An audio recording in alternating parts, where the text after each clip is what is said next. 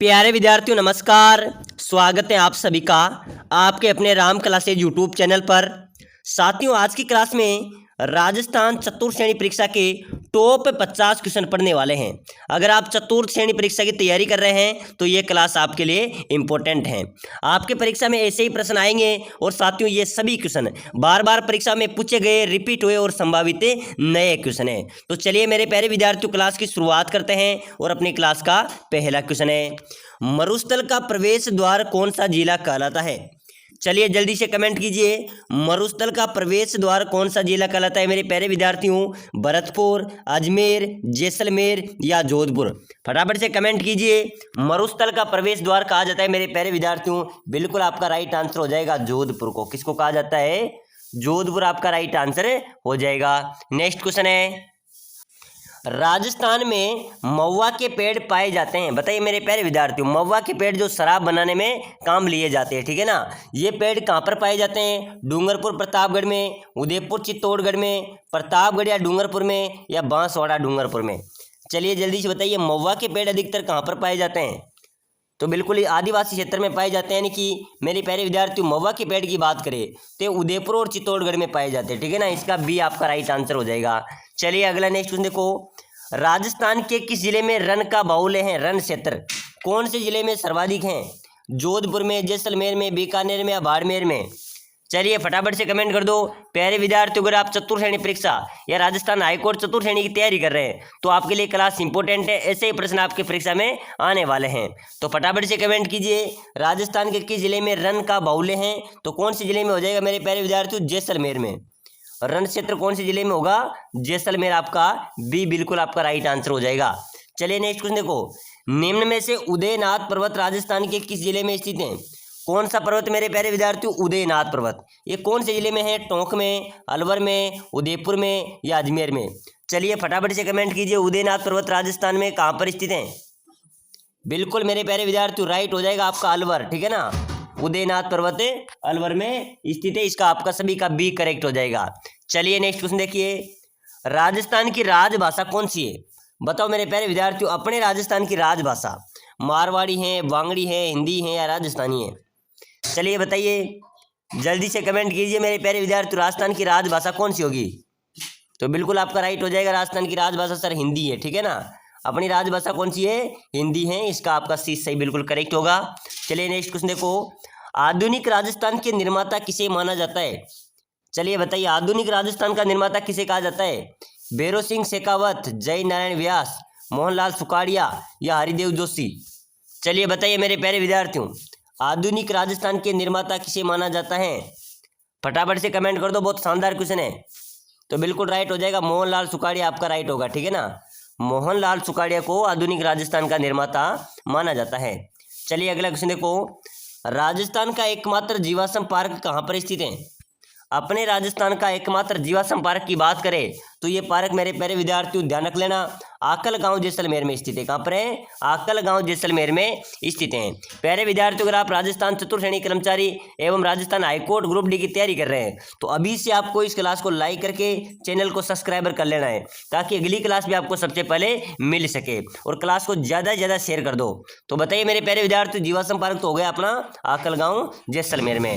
चलिए next question देखो, बैलगाड़ी मेले के नाम से कौन सा मेला प्रसिद्ध है?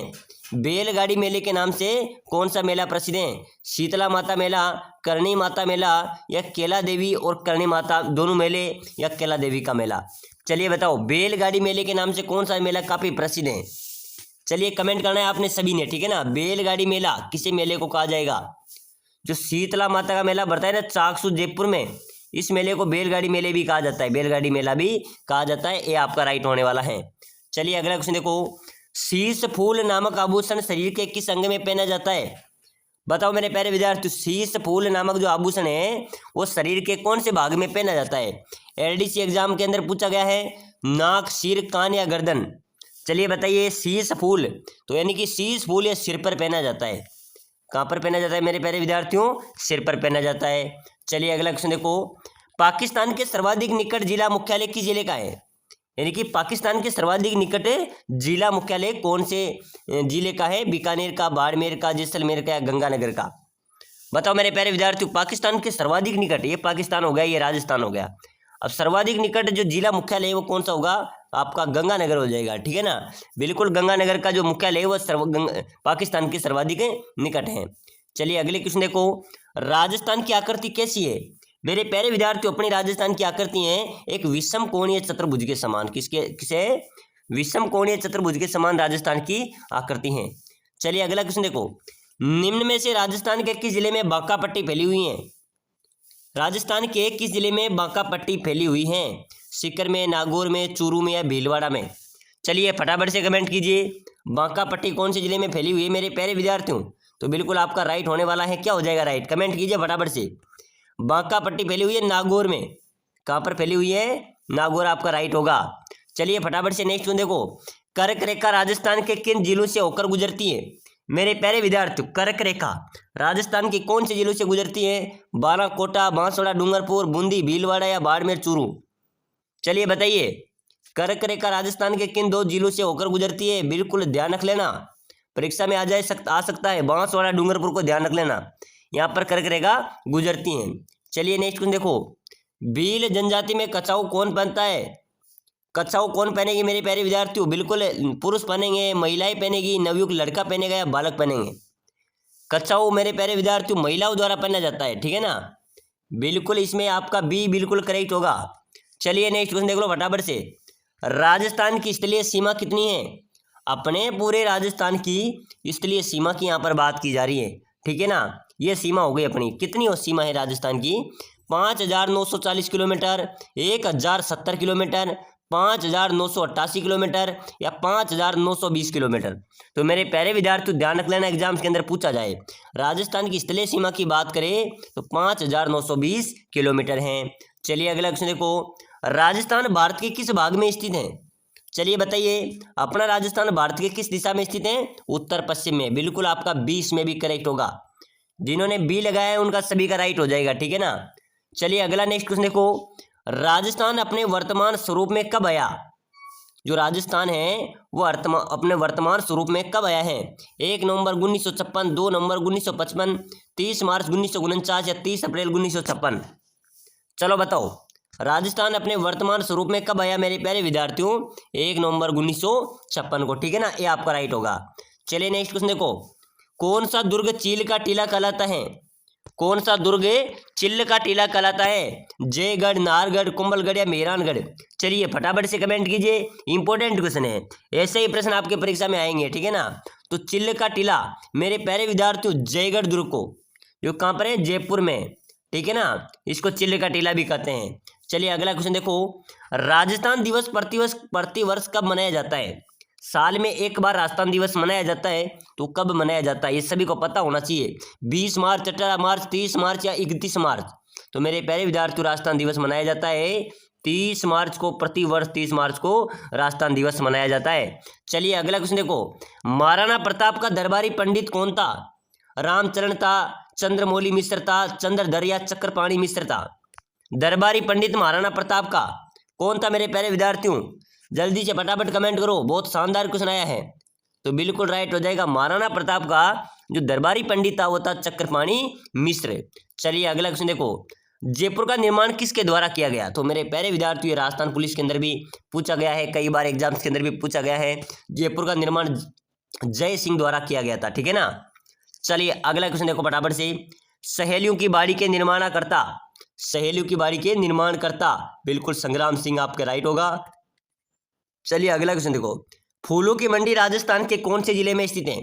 किसकी मंडी मेरे प्यारे विद्यार्थियों? फूलों की मंडी। फूलों की मंडी कहाँ पर है? पुष्कर अजमेर में, खेतड़ी झुंझुनू में, नैनवा बूंदी में या सांगोद कोटा में? चलिए फटाफट से कमेंट कीजिए, फूलों की मंडी राजस्थान में कहाँ पर स्थित है?